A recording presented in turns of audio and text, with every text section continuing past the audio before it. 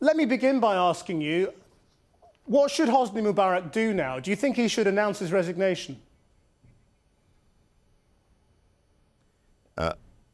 I think that events in Egypt are now going to take sort of a prescribed course, which we shouldn't try to influence from the outside.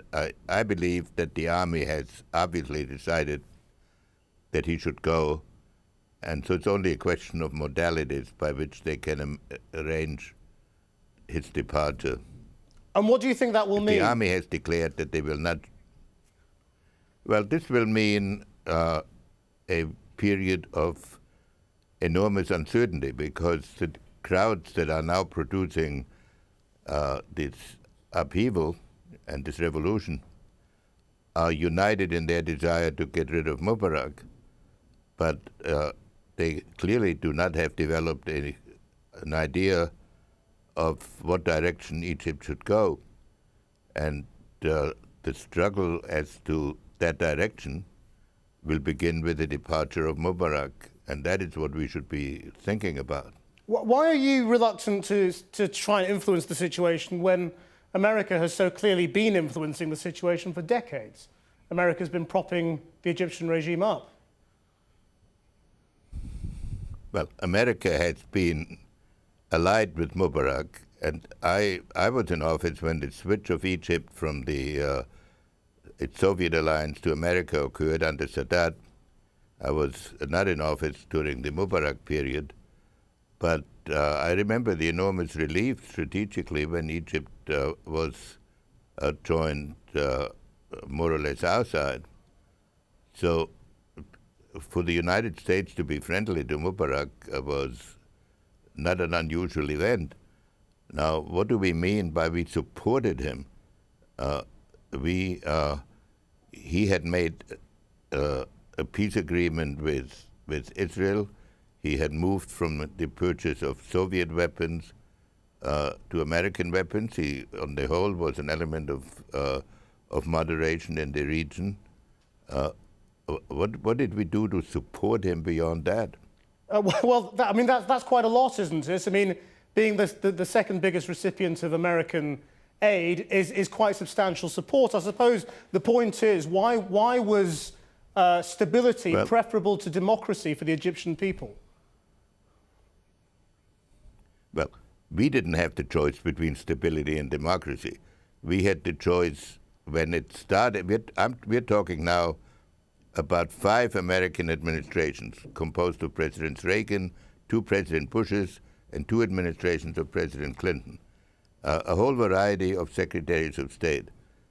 They all seem to have come to parallel conclusions in which what was done with relation to Egypt was on balance the better course. But what concretely should they have done? Hasn't that left America on the wrong side of history? I mean, you have hundreds of thousands of people, millions of people demonstrating for democracy against an ally of the United States. Now, wait a minute. Let's not delude ourselves. We do not know what they're demonstrating for. What they're calling democracy is a change of regime, possibly of leader, possibly a change of system. That does not necessarily make that what they want a democratic answer. I don't know what they want.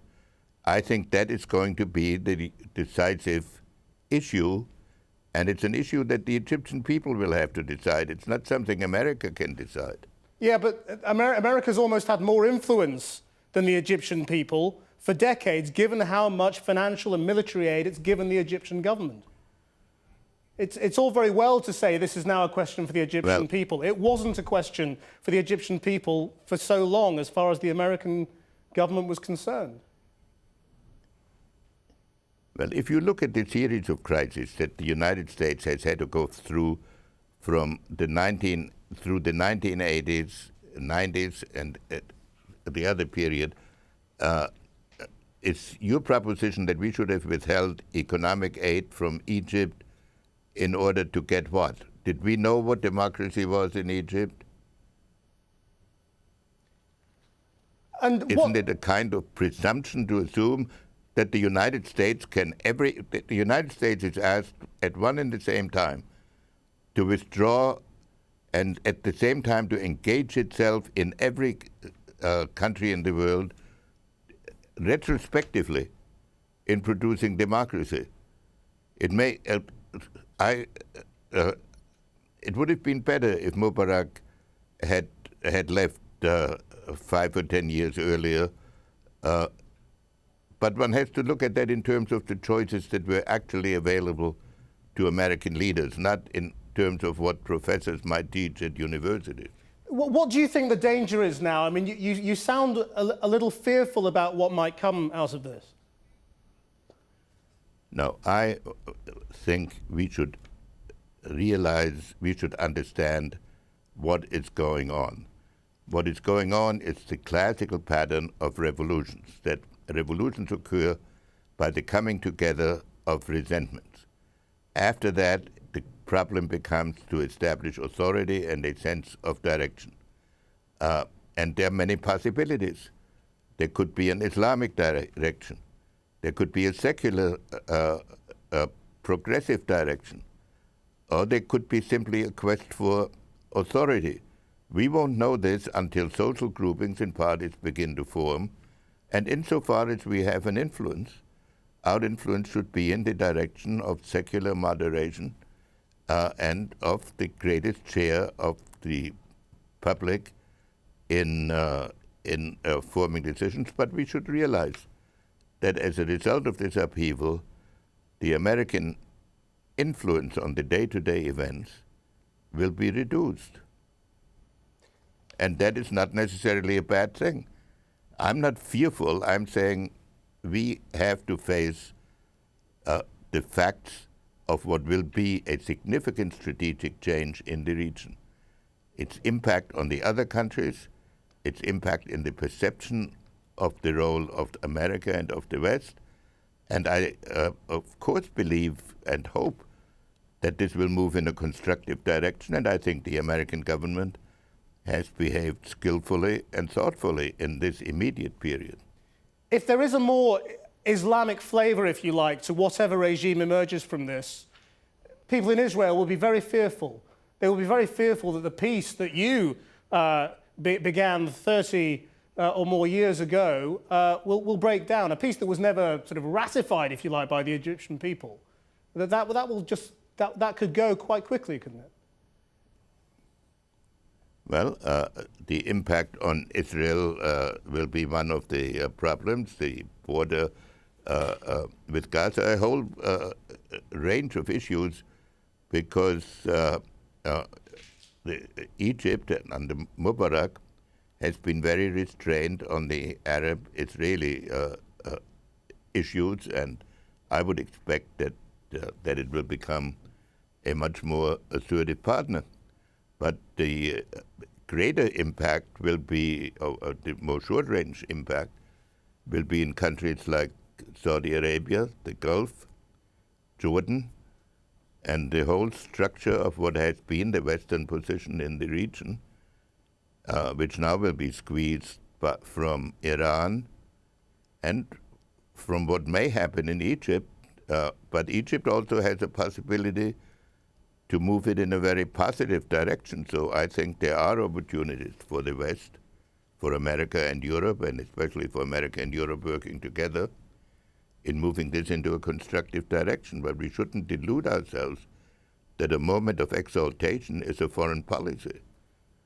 So you do believe that there could be a domino effect, do you now? Would you expect Jordan to be next? They're already taking steps today to try and avoid it. No, it is not in our interest that Jordan be next or that Saudi Arabia be next. It is in our interest to have governments in that region that respond to their public aspirations, and to hope that those public aspirations will be moderate and not radical, that they'll be secular and not Islamist. But we really don't know that that is the case. And if it's not the case, if the will of the people is that they are not a secular state, but they are a more Islamic state, that they are not an ally of the United States and the West, but oppositional towards it, what then? Well, there's something between being an ally and being in opposition to the United States. It's conceivable that governments emerge that will deal with the issues on a pragmatic basis as they arise. But if the contingency that you described were to arise, that Islamic governments appear in opposition to the West and following some of the foreign policy of, say, the Iran government, then that would be a fundamental change in the kind of world that we have known since the end of World War II. We would have a duty to begin living with it and to understand it, but we shouldn't delude ourselves that this would not be a radical change in the international environment that would have a big impact also on the evolution of Asia, which is also redefining a new position in the world and a constant, objectively, leaving aside the internal structure, a constant decline of the West is going to have international consequences, even if your argument is right that it's partly our own fault. At the end of the day, there will be some people who will conclude that for all the grand talk of recent presidents of America being the champion of democracy around the world, what this series of revolutions is proving is that America is anything but. America prefers stable despots to unstable democracies. But that would be a very simple-minded statement, because the way this issue usually comes up is in the midst of very fast evolving situations. Because if you carry this argument to its conclusion, it means that the United States should be a principal revolutionary force in the world, overthrowing governments while being castigated, especially in Europe, of being too interventionist with its military forces. We can't have it both ways. And so it's not the worst crime in the world to say that an American policy brought about 30 years of stability, which it did. One wishes that it had been more responsive to evolutionary forces. And we will have to see what happens now. The fact that there is a revolution doesn't necessarily always mean that the United States is at fault or that the United States could have avoided it. But you'd have to ask specifically, what exactly should the United States have done? Cut off aid? Dr. Kissinger, thank you very much indeed for joining us.